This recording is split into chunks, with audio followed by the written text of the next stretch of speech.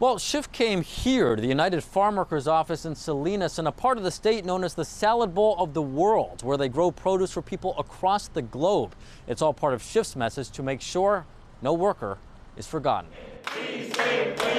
Democrat Adam Schiff greeted with chants and handshakes as the United Farm Workers Union, also known as UFW, formally endorsed him for the U.S. Senate. It's, I think, a huge endorsement. Schiff spoke with us one-on-one about earning the backing of the powerful labor union, which represents some 7,000 farm workers in California, who Schiff says have often been ignored and neglected. I'm going to fight to make sure that everyone who is doing this kind of essential work for us, helping to feed us, can feed their own family and enjoy a good quality of life and become a citizen of the country they're doing so much to contribute to. The congressman says the endorsement goes hand in hand with his campaign promise to address the economy and cost of living. Too many people can't afford housing, they can't afford access to health care, they don't have much saved for their retirement.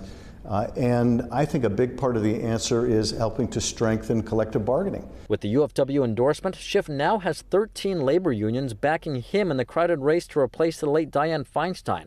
The latest Politico Morning Consult poll shows Schiff leading. But just what led UFW to endorse him over the others? They met with him.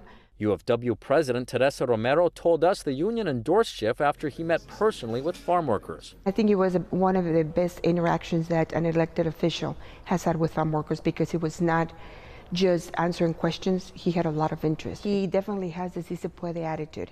He is a person that the UFW farm workers are very happy to endorse for the U.S. Senate.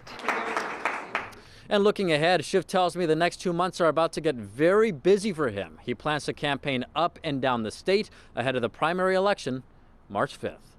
Reporting in Salinas, covering local news that matters, Eitan Wallace, Fox 40 News.